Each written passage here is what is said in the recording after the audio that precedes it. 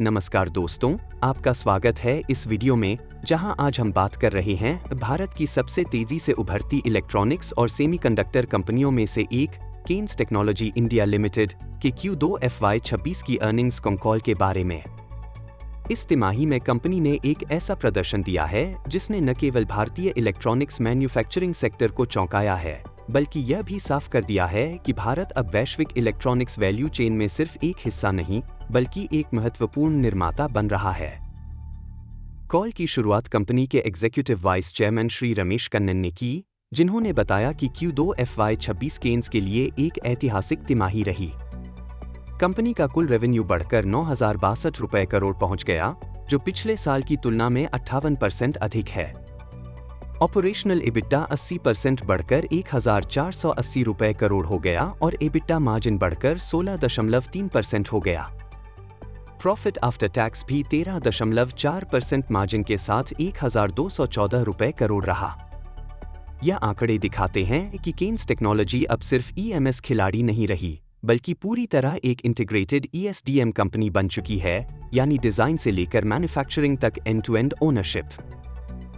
इस तिमाही का सबसे बड़ा हाईलाइट कंपनी का सेमीकंडक्टर औसत बिजनेस रहा।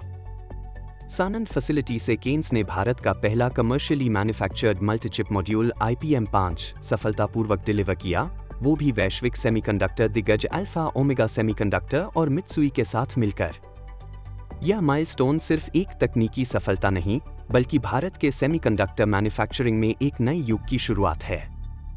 केन्स ने इनफाइनियन के साथ मिलकर MEMS आधारित TWS पैकेजिंग स्पेस में भी प्रवेश किया है, जो कंज्यूमर इलेक्ट्रॉनिक्स और IoT सेगमेंट में कंपनी की बड़ी पकड़ को दर्शाता है। मैनेजमेंट ने बताया कि केन्स सिर्फ चिप लेवल पैकेजिंग नहीं कर रही, बल्कि PCB मैन्युफैक्चरिंग में भी बड़े स्तर पर निवेश कर रही है। चेन्नई का multilayer HDI PCB plant Bharat की सबसे एडवांस्ड सुविधाओं में से एक होगा, जहां 76 लेयर तक की बोर्ड्स बनने की क्षमता विकसित की जा रही है। ये बैकवर्ड इंटीग्रेशन केन्स को पूरा इलेक्ट्रॉनिक्स वैल्यू चेन कवर करने में सक्षम बनाती है, चिप से लेकर सिस्टम लेवल मैन्युफैक्चरिंग तक। कंपनी ने बताया कि भारत का PCB मार्केट बहुत तेजी से बढ़ रहा है और आने वाले वर्षों में देश को हाई वैल्यू PCB मैन्युफैक्चरिंग में आत्मनिर्भर बनाना जरूरी है। केन्स की स्ट्रैटेजिकली प्लान्ड एक्सपेंशंस भारत की EV, defence, telecom, industrial electronics और ऑटोमेशन सेक्टर्स की जरूरतों को पूरा करने में बहुत महत्वपूर्ण भूमिका निभाएंगी। मैनेजिंग डायरेक्टर डॉक्टर मुथुकुमार ने अपने रिमार्क्स में बताया कि कंपनी एग्जीक्यूशन एक्सेलेंस पर सबसे ज्यादा ध्यान दे रही है। केन्स अब EMS मॉडल से प्रोडक्ट लेड ESDM मॉडल की ओर ट्रांसफॉर्म हो रही है। इसके लिए company automation, predictive maintenance, industry 4.0, data driven decision making और एंटरप्राइज लेवल डिजिटाइजेशन में निवेश कर रही है। उनका कहना था कि आज की दुनिया में गुणवत्ता अलोन काफी नहीं है।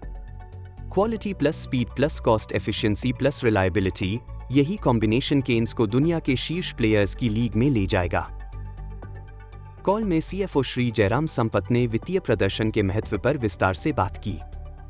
उन्होंने बताया कि कंपनी का ऑर्डर बुक 80,994 रुपए करोड़ तक पहुंच चुका है, जो कि पिछले वर्ष के 54,228 रुपए करोड़ से काफी अधिक है। हाफ ईयर का रेवेन्यू 15,797 रुपए करोड़ था, जिसमें 47% YoY ग्रोथ दिखी। EBITDA मार्जिन पहले हाफ में 16.5% रहा, जो पिछले साल की तुलना में 270 बेसिस पॉइंट्स की बढ़ोतरी है। उन्होंने वर्किंग कैपिटल पर पूछे गए सवालों का भी स्पष्ट जवाब दिया।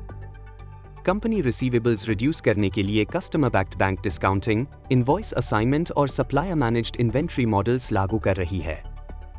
उनका कहना था कि साल के अंत तक वर्किंग कैपिटल डेज में सिग्निफिकेंट इंप्रूवमेंट दिखेगा और ऑपरेटिंग कैश फ्लो भी पूर्ण वर्ष के आधार पर पॉजिटिव होगा।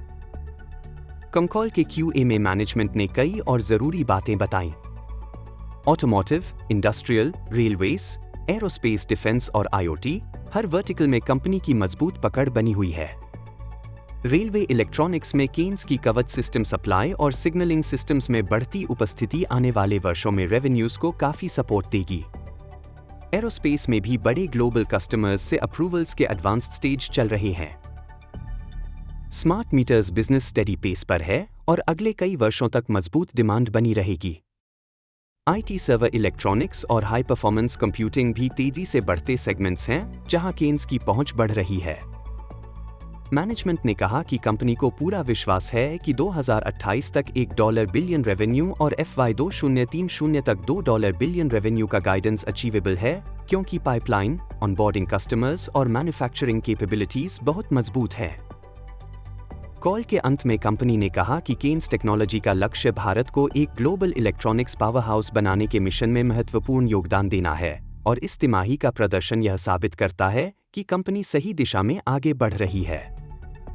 यदि आपको यह विस्तृत विश्लेषण पसंद आया हो, तो वीडियो को लाइक और चैनल को सब्सक्राइब अवश्य करें।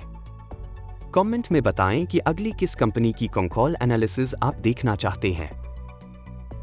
अंत में, यह वीडियो केवल शिक्षा के उद्देश्य से है। किसी भी प्रकार का निवेश करने से पहले SEBI रजिस्टर्ड इन्वेस्टमेंट एडवाइजर से सलाह अवश्य लें।